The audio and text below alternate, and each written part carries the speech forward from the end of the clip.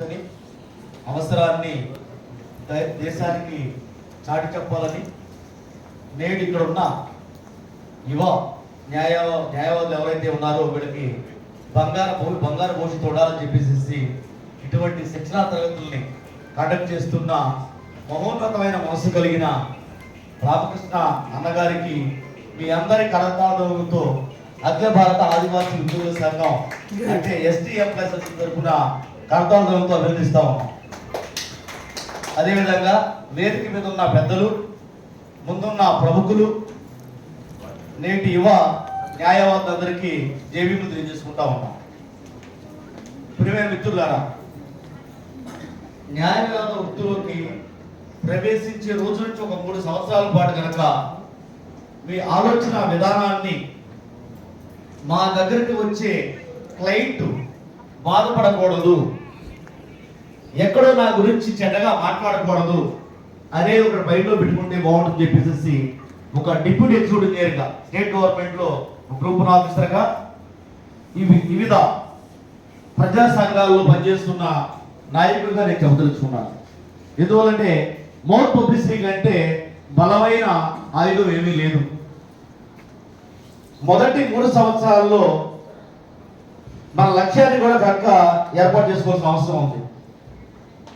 International కోర్టులో UNOలో నేను argue చేయాలా, సుప్రీంకోర్టులో ఆర్గ్యూ చేయాలా, హైకోర్టులో చేయాలా, జిల్లా కోర్టులో చేయాలా, అంతకంటే కింద కోర్టులో చేయాలా అనేది సర్టైనిటీ అంటే ఖచ్చితమైన ఒక లక్ష్యాన్ని ఏర్పరచుకుంటే ఈ రంగంలో అభివృద్ధి చేయడానికి అవకాశం ఉంటుంది.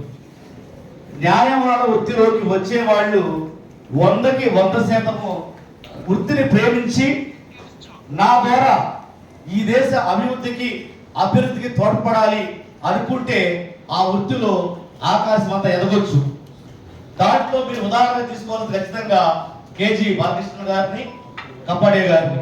అదేవిధంగా మొదటి 3 సంవత్సరాలు మీ యొక్క ఆలోచన విధానం లీగల్గా జుడిషియల్గా ఉండాల్సిన అవసరం ఉంది.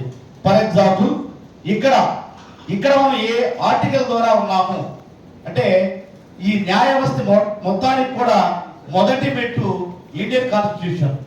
ఫర్ ఎగ్జాంపుల్ మన సమావేశాన్ని ఏర్పాటు చేసుకున్నాం, ఇక్కడ మాట్లాడుతున్నాం, ఒక సంఘాన్ని ఏర్పాటు చేసుకున్నాం, లేకపోతే డిమాండ్ చేస్తా ఉన్నాం ప్రభుత్వాన్ని, లేకపోతే కోరుతా ఉన్నాం. ఇది దేని ప్రకారం?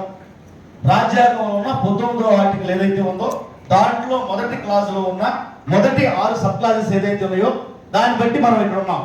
అంటే మన థింకింగ్ అనేది జ్యుడిషియల్ గా లీగల్ గా ఉండాలని చెప్పేసి కోరుకుంటూ మీరు ఖచ్చితంగా ఈ సమాజానికి ఉపయోగపడాలని ఈ క్రమంలో మా అఖిల భారత ఆదివాసీ ఉద్యోగుల సంఘం అంటే STM+S నేను నేషనల్ ప్రెసిడెంట్ గా ఉన్నాను, స్టేట్ గవర్నమెంట్ లో గ్రూప్ అధికారిగా ఉన్నాను.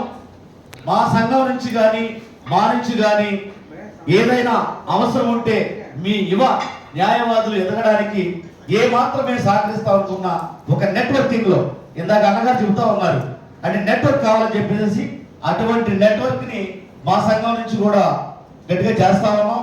ఏ కార్యక్రమం చేసినా రోజుకి 1,00,000 మందికి సమాచారం వెళ్ళే విధంగా అనుసంధానం చేయడం జరిగింది. కాబట్టి మమ్మల్ని కూడా మీ ఎదుగుదలకు ఉపయోగించుకోవాలని చెప్పేసి కోరుతూ ఈ మహోన్నతమైన అవకాశాన్ని కల్పించిన రామకృష్ణ అన్న గారికి, వేదిక మీద ఉన్న ప్రముఖులకి, వేదిక ఉన్న ప్రముఖులు, యువ న్యాయవాదులందరికీ హృదయపూర్వక ధన్యవాదాలు చేసుకుంటూ జై భీమ్ జై భారత్, జై భీమ్ జై భారత్, జై భీమ్ జై Bharat. Thank you brother, thank you. జై భీమ్. గవర్నమెంట్ ఎంప్లాయీ ఆయన ఎడ్యుకేషన్ డిపార్ట్మెంట్ లో సెలవు పెట్టి వచ్చారు. సెలవు కూడా వచ్చారు ఆయన.